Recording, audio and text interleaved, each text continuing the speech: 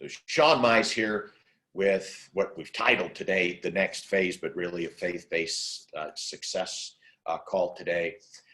Father, I come before you. I thank you for this opportunity to share with folks who come to this time to hear something fresh, obviously out of my mouth, my lips. But God, I would really ask you that you would place a message here, because I don't have much of one today. I have a verse, have some thoughts, but everything else has to come from you. And so we just ask that would happen, and that somehow, some way, someone here or everyone here would get blessed in some specific way. And Father God, that it may not necessarily be the same word to everybody, but that in minute 3, minute 6, minute 9, somebody gets something different. And I don't know what the needs are. I might know some of them here, but I don't know most of the needs. You know them all. And only you can make sure everybody here gets something. So we just turn it over to you. We ask that that's the case, and that you'll guide me and that you'll guide those that are listening. We pray in Christ's name, thankfully. Amen. So let's just dig right in and pop into the passage that I've actually had in mind for a few weeks to share with you. I'm going to read it. I'm going to comment on it. I'm probably going to share it again. I'm going to tell you, I'm going to open up, because I don't feel like I have something special, inspired word, nothing. I'm going to open up and give you some thoughts that I've had that I maybe are inspired over the course of the last few weeks. So I'm going to share them with you. We're going to use that as a jumping off point to perhaps go a little bit deeper and allow the Lord to lead us. So Proverbs 11, 24 through 28. There is that scattereth and yet increaseth, and there is that withholdeth more than is meet, but attendeth to poverty. The liberal soul shall be made fat, and he that watereth shall be watered also himself. He that withholdeth corn, the people shall curse him, but blessing shall be upon the head of him that selleth it. He that diligently seeketh good procureth favor, but he that seeketh mischief, it shall come unto him. He that trusteth in his riches shall fall, but the righteous shall flourish as a branch. Father, I just ask that as we discuss this, that you will guide this conversation, that you will guide this discussion, God, and that truths would come out for each person here, even for me today, that are directly from you, and it would allow us to be impacted in the work that we do. In Christ's name, amen. So I had not realized I generally tend to read from the Old English, right? And I know that many of you do as well, but some of you don't. And there's nothing obviously wrong with that. I was weaned on this, and so it just feels comfortable for me. And so that's usually where I go. Then I don't have to make a decision, because if I choose any other translation, I have to make a decision. I have to be ready to defend my decision. If I use the NIV, there's detractors. If you use NASB, there's detractors. Well, the only detraction you ever really get from this version is people will say, well, I can't understand the King's English. And so this passage is especially a bit convoluted. So I want to just go through each one of these verses in just a little bit of English and make sure that we're all on the same page, and then maybe share some thoughts with you. So there is that scattereth and yet increases. There's withhold more than is meet, but tendeth poverty. So there's this idea that though some people scatter what they have, they give it away. They're constantly giving away, and then they end up somehow. And then there's others that hold things really tight and more than they should, and they end up landing in poverty. Okay, and so this is a proverb. We know that sometimes you scatter and you land in poverty, and sometimes you hold on to things tight and you end up rich as a result of it. So this obviously is a proverb. We could think of it as having some level of general wisdom, some level of spiritual wisdom, but it doesn't mean that this is a rock solid rule and it's always going to happen that way necessarily. The liberal soul shall be made fat, and he that waters shall be watered also himself. Now, this is the positive side of that.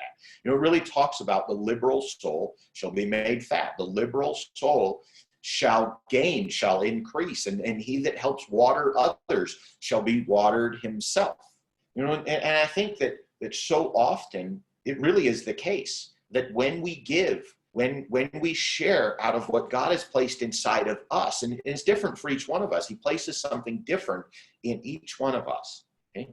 But sometimes we feel like we don't have the energy to give anymore. We feel like there's just nothing left. We have nothing left to give. Let's face it, if you live on this earth, and except for a handful of people that are on the space station right now, I think we all live right here on earth. You live right here on earth. The last 4 or 5 months have been rough. You know, they've been rough if you watch the news. They've been rough if you live in an area where people don't respect your property. They're rough if you're compromised. They're rough if you don't want to get sick because you don't want to compromise somebody else. They're rough if you believe that the disease is a hoax and everybody around you think they're too scared. I mean, this thing is rough no matter which way that you look at it. If you've been hit economically, financially, this thing has been rough. If you're in business, you probably have had to make an adjustment. You either have business, so much business you can't fulfill it all, and that's actually a problem, or your business has gone down. And so the bottom line is it's been really rough. And you wake up in the morning and feel like you have nothing to give. And I'll tell you, when you have nothing to give, it's just the easiest to say, I'm just not giving today. It's just not giving today. But here's the thing. Sometimes when we give, we end up becoming refreshed. You know, and you know, it's not just a matter of the liberal soul shall be made fat, that when we give, that we necessarily increase in some kind of riches.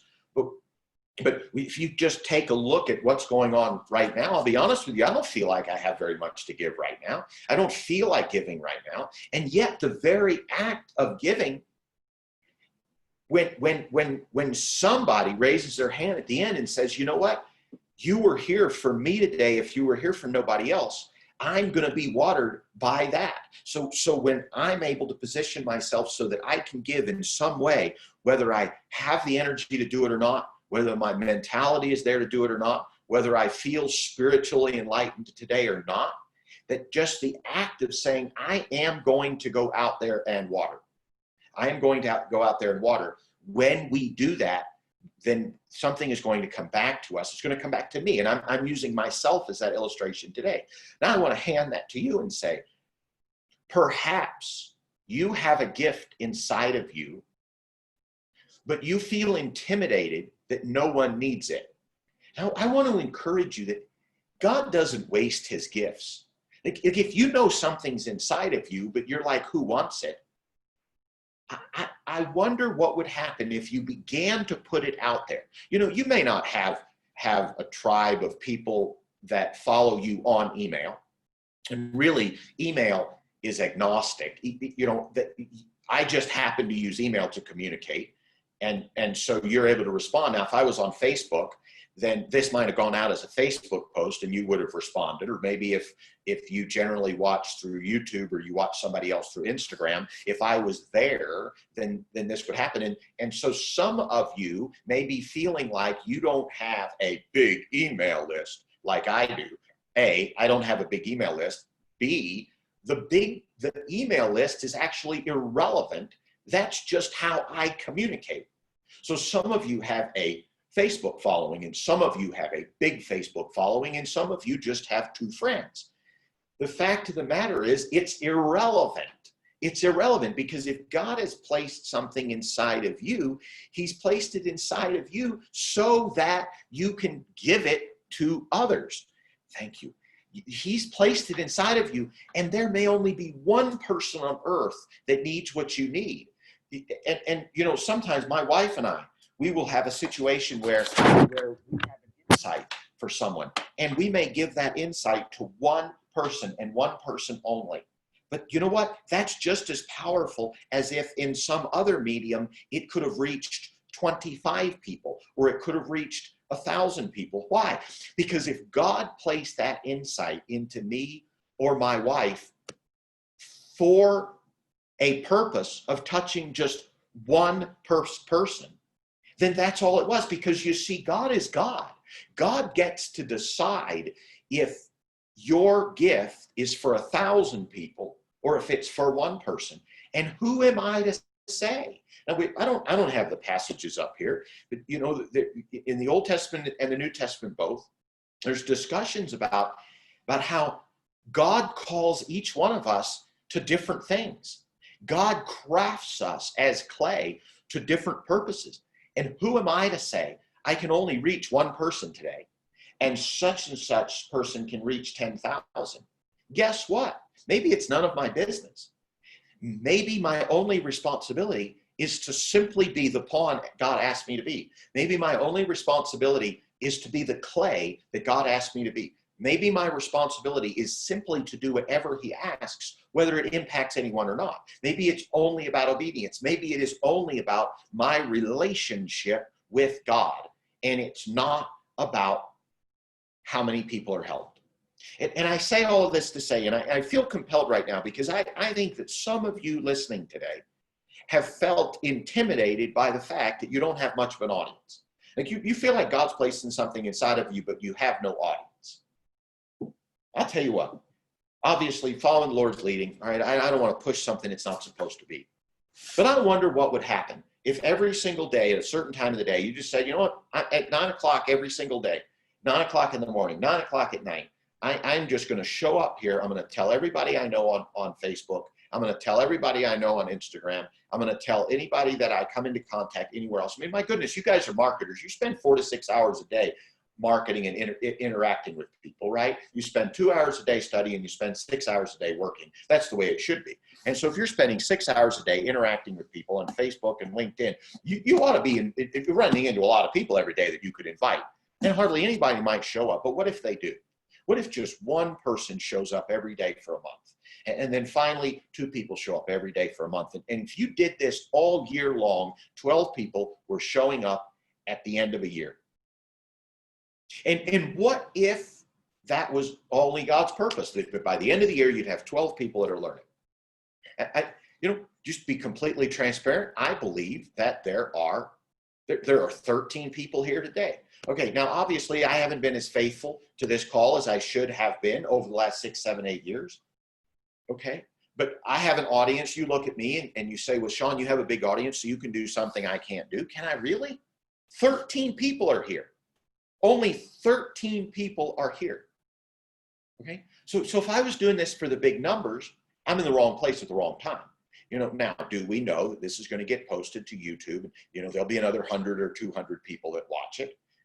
But I still submit to you that if you start where you're at and stop worrying about the fact that you think you have no platform, because I can almost guarantee you, although that's probably not a good word for a faith-based call like this, but I can still almost practically guarantee you that if you make a commitment to sharing something once a week or once a day, and you tell everybody you know, and you start working really hard at finding more people that you know that might be interested in that call, almost guaranteed you're going to get more and more people that begin to come and that begin to want more.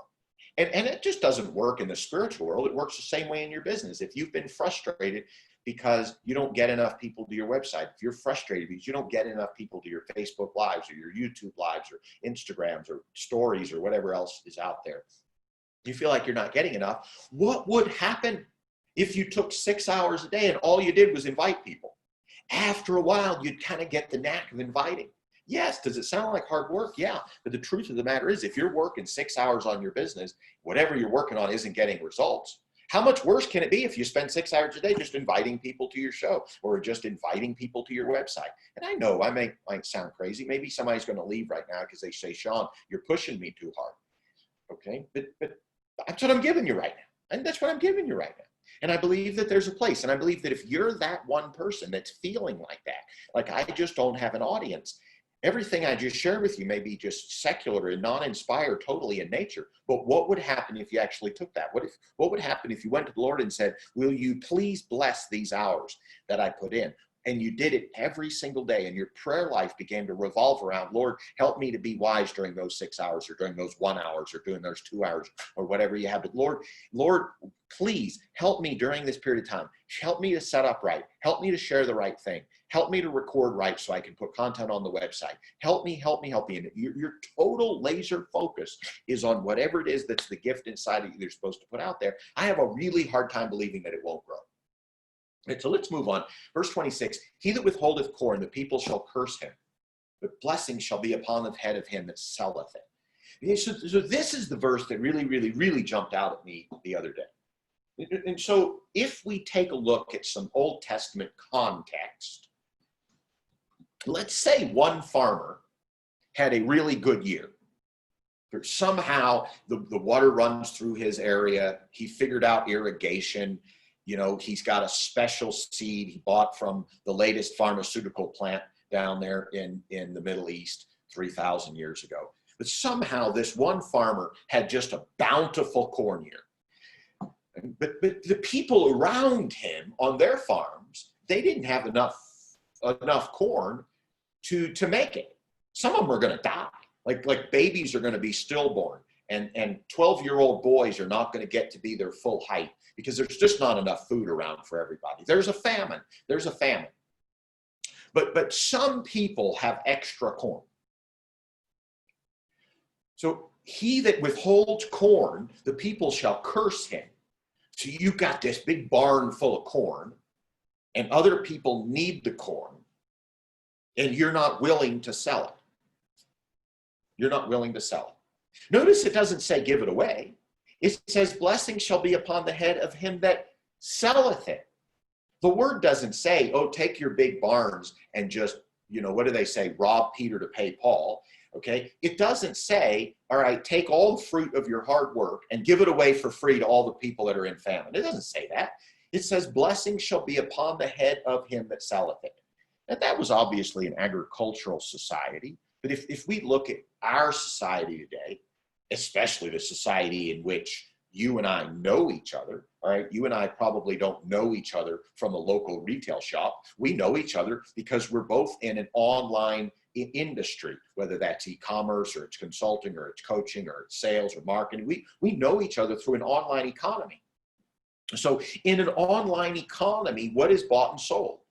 In an online economy, knowledge is bought and sold, okay? And an impetus to take action is bought and sold. Those are the two big things that are bought and sold. Information is bought and sold, and an impetus to take action is bought and sold, whatever you want to call that. What is consulting and coaching, really? It's not just a transference of information, which is knowledge. It's also a transference of something, whether it's a motivation or whether it's guidance to be able to try to do things in a certain way. Okay, so if the currency that you and I exist in, let's ignore the restaurant owners for just a minute, unless you're a restaurant owner. Let's ignore the airlines for just a minute. Let's ignore the person that sells clothing right now and it's out of season. Let's just talk about you. What do you commerce in? So what do you teach? You likely have knowledge, and you have some level of motivation or coaching or consulting or something that you help folks with. You have ideas that you're able to impart to other people. In fact, some of your ideas could make their lives better. Some of your ideas could make their businesses better. Friend, can I suggest to you that those ideas are corn? You have corn stored up in your silo. Now, your silo happens to be in here, because it's limitless. It's limitless in here. It's not limited by the size of the silo. But think about this. Your ideas are corn. Here's the thing. Some of your ideas, other people need them. So what if we were to think about this and we were to read this in today's e-commerce online economy? This could read, he that withholdeth ideas, the people shall curse him. But blessing shall be upon the head of him that selleth the ideas, right? That selleth the corn, that selleth the ideas. You see, the only difference between corn 3,000 years ago and ideas today in this particular environment is that the corn was a medium of exchange, and it also allowed the people to eat. Your ideas are also a medium of exchange and allow your family to eat. Here's the thing. If you hold on to your ideas, nobody else is going to be able to do anything with them. And if you hold on to your ideas, you're not going to get paid. But if you sell your ideas to the right people at the right time, blessing is going to be upon your head. You're going to get paid, and other people are going to grow. You see, in the information world, in the consulting world, we get paid on average over time when we're able to help people get some kind of result. Whatever it is that you teach, when you help people get some kind of a result, that's when you get paid. I believe that for some of you, you are holding on to what's inside of you because maybe you don't think enough people need it. But let me ask you this. What if there's only 100 people in the world that need your idea? If you don't work on getting your idea out there, the word says the people shall curse him. Why? Because they need your idea, and you're not providing that idea for them. You're not making it available. You're not selling it. It says, blessing shall be upon the head of him that selleth it. I believe that this verse right here is very, very, very poignant for today's economy, especially online. And now, you know, and I don't want to spend a lot of time on this faith-based success call, but here's the thing. The economy is shifting. The economy of the world is shifting. And there is amazing, amazing, amazing opportunity for trading ideas online, for consulting online. My goodness, like 90% of all business meetings, and I'm guessing that number, maybe it's down to 80%, I don't know, but most business meetings today are being held online. They're not being held in person. You know, people are not getting on a plane to go fly to the main office, to sit in a room with 100 people with masks on and testing everybody every 2 hours. They're just not doing it. They're saving money on the plane tickets. They're saving money on masks. And they're saying, all right, everybody get on a Zoom call just like this. And we're going to have a meeting. We're going to have the meeting and everybody better show up. And you better make sure you're in your own office and all that, because we're paying you good. You're not paying you like you're at home. We're paying you like you're here. So you got to show up. Okay. The economy is shifting. The knowledge economy, the sales economy, the marketing economy, the consulting economy, the teaching economy, you know, all the people that speak out there that do public speaking, their message is still needed. But most of them, I think most of them haven't been able to figure how to bring that online so that they can teach the same things to the same people online. Because guess what? People have the same needs they did prior to 4 months ago. But the thing is, they're not able to go get it anywhere. They're not able to go out and get it. They're not able to go to the conferences. They're not able to go to the real events. It's all virtual. Here's the thing. A couple of months ago, there's a big bandwagon. I can't believe I'm talking about this. I sure hope this is inspired, because here's the thing. A couple of months ago, there was this big bandwagon. People were holding all these virtual events, and they had all these physical events, and they converted the physical event to virtual event, and they sold like 2 times more tickets, and people were bragging about how much more money they made on their virtual events than their physical events. But wait a second, what's going on right now? There's hardly any virtual events going on right now. There's a few, but now that we're 2 months ago, what do people not have a need anymore? No, the people giving the virtual events are burnt out. They already did it. They got money in the bank. They did it. They're like, well, how am I going to do another virtual event? They're burnt out. You know, the truth of the matter is some of these guys and gals, they hold these 10,000 people events or 1,000 people events. Well, you hold one of those, you're burnt out when it's done. Here's the thing. What if you were to hold a small virtual event? I just think right now, there is no greater time, if you have a special idea, to be able to put it out there and talk about it and ask people, hey, will you share this idea? Why? Because people are hungry. People are hungry right now. I'm watching what's going on in the spiritual world with pastors and preachers that can't preach in their church right now.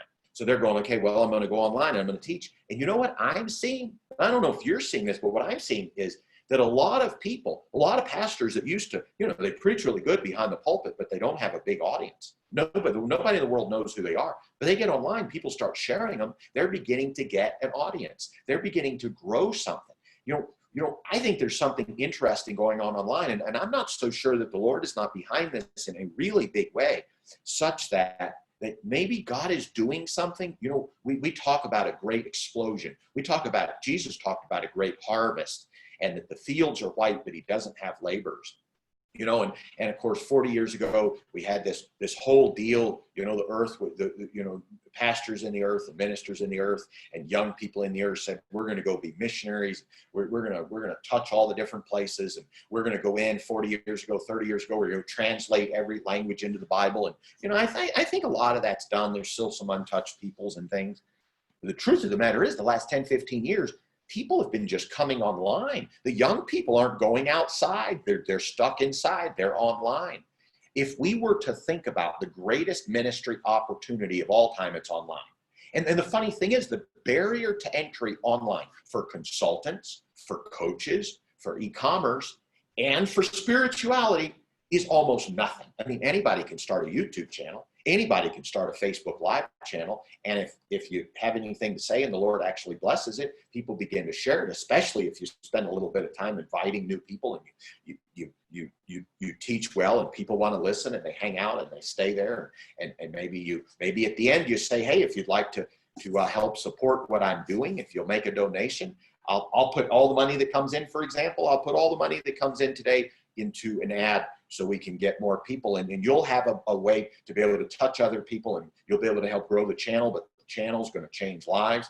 The barrier to entry, I mean, the barrier to entry to opening new restaurants, like $250,000, right? And of course, it depends on what restaurant you own. The barrier to entry to becoming an offline pastor these days is you got to go buy a $2 million building, or you've got to go take a lease in a shopping center. You got to hope 100 people show up and tip enough at the end of the time, or tithe, tip, offering, whatever. They got to tip enough at the end so that hopefully we can pay the rent on this rental space in this shopping mall, or we can pay the mortgage on the building, or we're not going to be able to meet. Well, online, there's almost no cost involved. A pastor could get started, somebody teaching a Bible study. And here's the thing, I just think there's no excuse. So many folks, I hear from so many folks, I talk to people personally, and they tell me, you know, I've been online for 3 years, 4 years, 5 years, and I really want to get my message out. And I just feel like I'm spinning my wheels. But when I really dig deep, I find they're spending more time doing all the things except actually connecting with people and just inviting people to come to their website, or inviting people to come to their show, or inviting people to come to their Facebook show, or inviting people to come to their YouTube show. And folks, by the way, I've been guilty of that. I've been guilty of that. I don't do this call enough. I don't invite enough people. I'm not out there enough. I will tell you I'm pretty busy all day long, right? I don't know that I'm always working on the right things, but I am pretty busy all day long, so I have the same problem. If I were to just shift some of my time, spend more time inviting my own community to grow. So this is kind of like the pot calling the kettle black, right? All right. This is kind of like jumping from the frying pan into the whichever way that it goes. Okay. So I get it. I'm there. I'm not suggesting anything for you that I haven't been personally struggled with in the past. And maybe that's why I'm able to be so candid about it and not be apologetic about it. Because if you're at that place where you're like, I just really want to get this out, whether it's something, an idea, a secular idea, and you want to have a website about it, or whether you want to have, you have a word that you believe God gives you every single week and you just need to put it out there. Here's the thing. A lot of people have stepped up in the last few months and started YouTube channels and started things, and they've just done it and they haven't known how. You have the advantage because you pretty much know how. It's just a matter of pulling the trigger. Let's keep moving.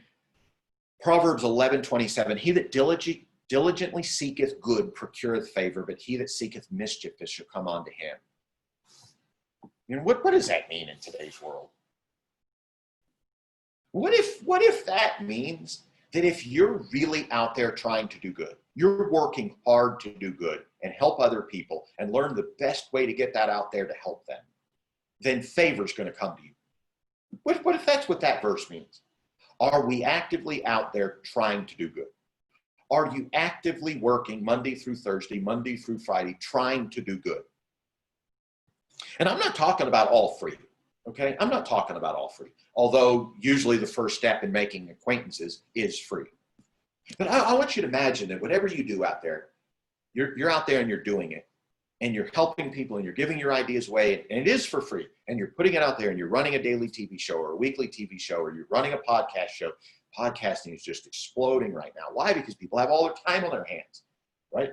YouTube, Instagram, wherever it is, where you're out there. Here's the thing. Imagine if your call to action at the end of everything that you do, in the middle of everything you do, at the beginning of everything you do, is, hey, by the way, come over to my website, and I'd like to give you access to some membership material. I'd like to give you some access to some training. Where should I send it? What's your email address so I can send it to you? Nothing offensive here. You'll pop your email address in. I'll send it all to you. It's going to be a box of goodies that are going to come to you digitally. A box of goodies. What would happen if your laser focus every single day was, okay, well, how can I get on stage somewhere, whether it's somebody else's stage or it's mine? How can I do an interview? How can I do a podcast? How can I do a Facebook Live? How can I do a YouTube Live? And then you're constantly using laser focus to redirect people back to your website, where when they get to your website, there's a big call to action that says, hey, I got a big box of goodies for you. Just what email should I send it to? Pop it in, send them the big box of goodies.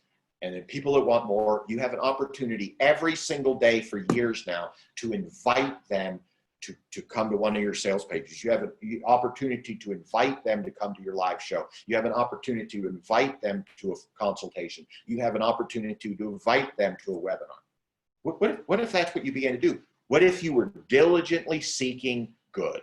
And who knows, maybe I'm reading too much into this, right?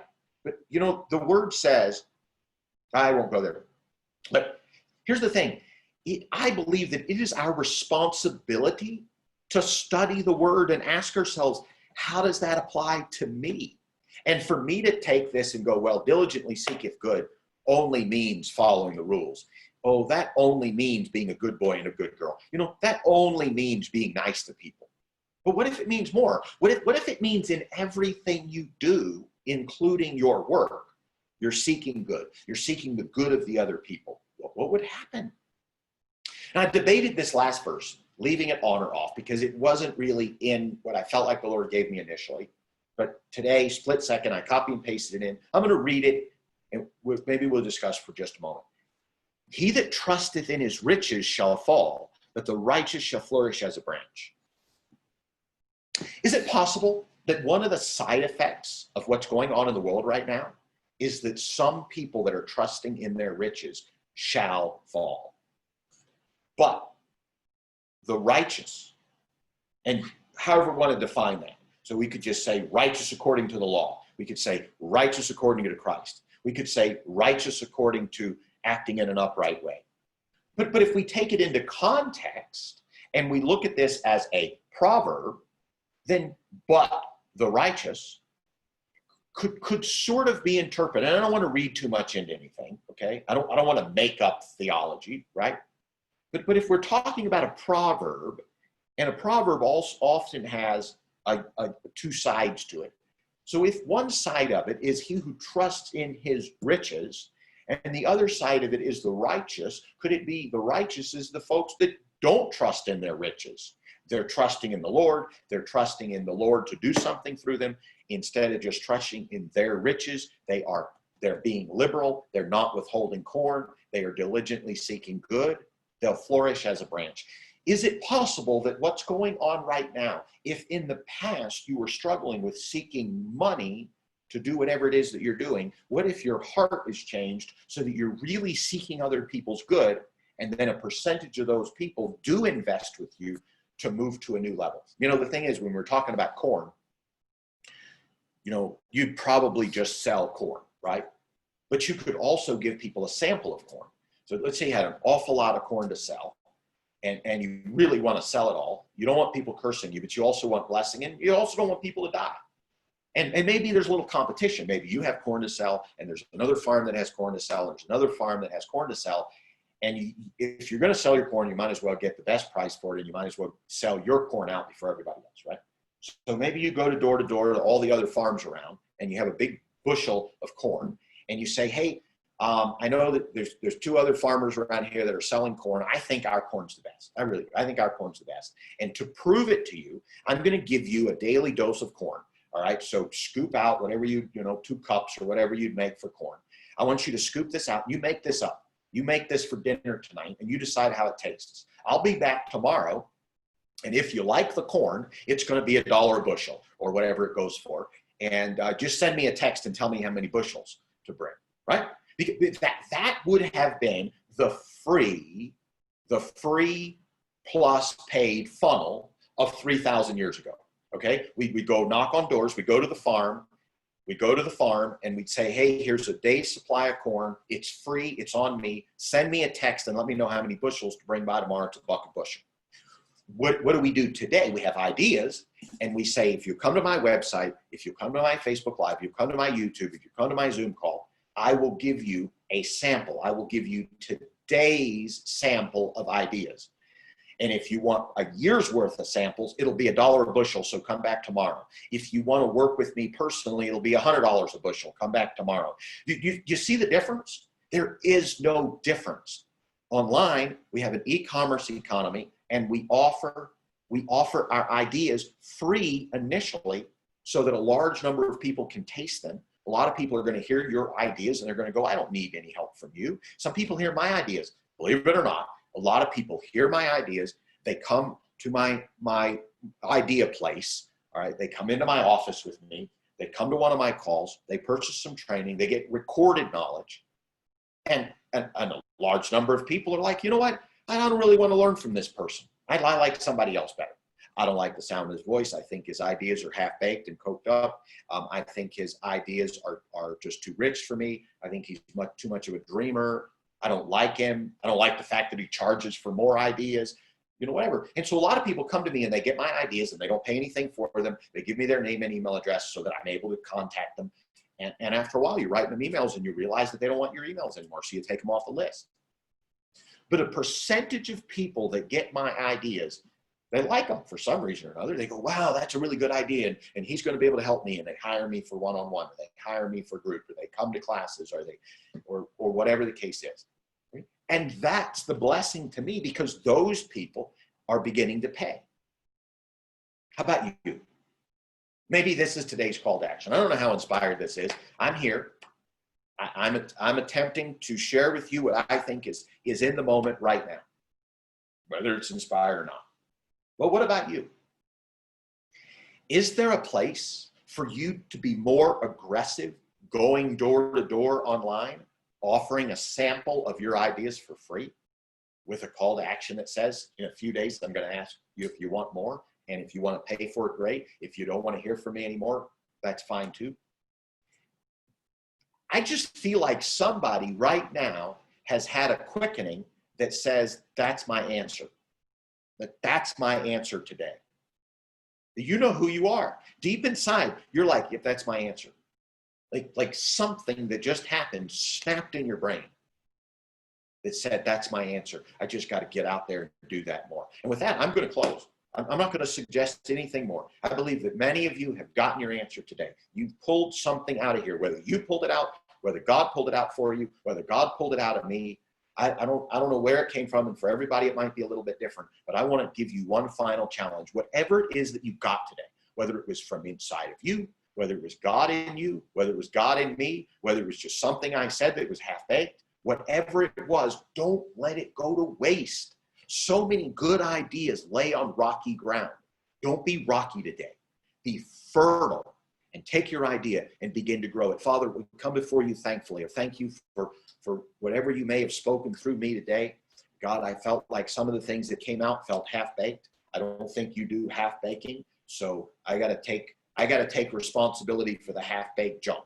But for anything that touched somebody, God, we give you full and complete gratitude. And Father, I just ask that for everybody that got something today, that it will have fallen on fertile ground and that you will help them implement it in the next few weeks and days and allow them to be a blessing to the people around them. We pray in Christ's name, thankfully. Amen. I want to add one more thing. And I think in the back of my mind, I had this to share. Maybe I shouldn't share this, but oh boy, where do we go? Let's face it, in the natural, it's sort of beginning to look like after about 3 to 6 months, things could get a little rough. I titled this The Next Phase.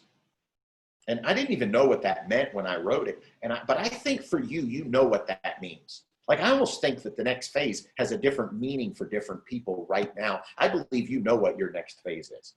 Based on what you received today, you know what your next phase is. But I'm going to say this. I believe that for those of you who take your next phase in the next 3 to 6 months and you do it in conjunction with your relationship with Christ, all right? When you do it in conjunction, you're not doing it half-baked. You're not doing it on your own. You're seeking him for guidance. You're doing what he gives you to do, and you're implementing. You're walking in the next phase. You're selling your corn. I believe that you have the ability to be set up by God. And I know that sounds weird the way that I said it. I'll fix it. I won't fix it. I'm going to explain it in just a moment. But you have the ability to be set up by God to be able to make it through the next 2 to 3 years. I think that some people are going to not prepare over the next 3 to 6 months, and they're going to find that they're scrambling for the next 2 years because they have not sowed into the ground.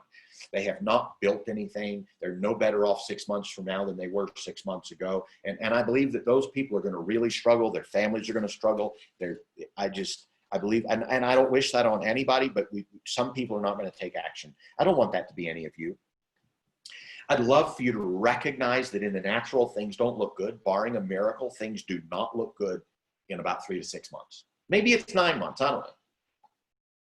But I desperately believe that what you do with God and what you do in your economy, whether you're a corn farmer or whether you are an idea farmer or whether you're a consulting farmer, whatever you are, I believe that if you will dig deep and you will put roots in now and you'll get new clients now and you'll get new traffic now. The truth of the matter is, I'm going to talk about something that I probably shouldn't talk about. But the fact of the matter is, there's a lot of people in your space, not necessarily your space, but there's a lot of people online that I just think are going to go out of business. A lot of people are not advertising as much. A lot of people can't get the same return on what they're doing. You know, what that's probably going to mean? There's a void in the market. There are people that need you and their old coach isn't helping them right now. And I just believe that those of you that step up and build a list now, that step up and build a following now, that step up and codify your ideas, that step up and learn how to get one-on-one clients, even if you have to do it at a cheap price, just to learn how to get them, are going to be positioned 3, 6, 9 months from now. All right. I don't know where that came from. I feel compelled to give it to you. Man, woman, please, please take this as a warning. Be ready for the next phase. Because I can tell you this, anybody that comes to me 9 months from now and says, Sean, I cannot believe I didn't listen. I don't think there's anything special about me or my words, but I do believe that because of my ability to influence, I'm kind of like Jonah was, okay? I'm kind of like Jonah. God called Jonah for a reason, because I don't know why, but let's just say God called Jonah because the people would listen to him. And I think that they did. They listened to him. Here's the thing. God's been building an audience of people around me for 10, 12 years. For what? I don't know what the end result is, but God's been building an audience. What if he's been building an audience just so that I could be the one to sound this horn? And I know other people are sounding a similar horn, but here's the thing. You're here with me now. You haven't hung up yet. If you're watching this as a YouTube later, you haven't quit yet.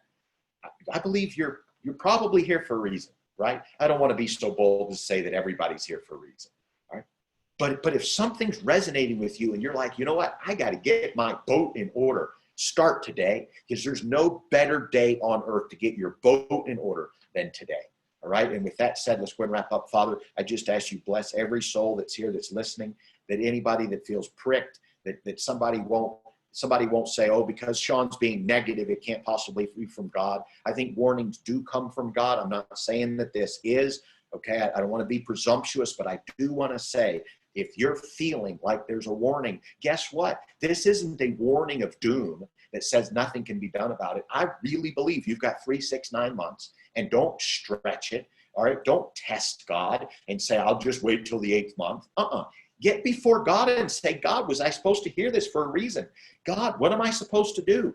What am I supposed to do? How am I supposed to prepare? How am I supposed to not be caught without providence and provision for my family for the next 3 years? Now is the time. Now is the time to prepare for the future. Now is the time to prepare for the next phase.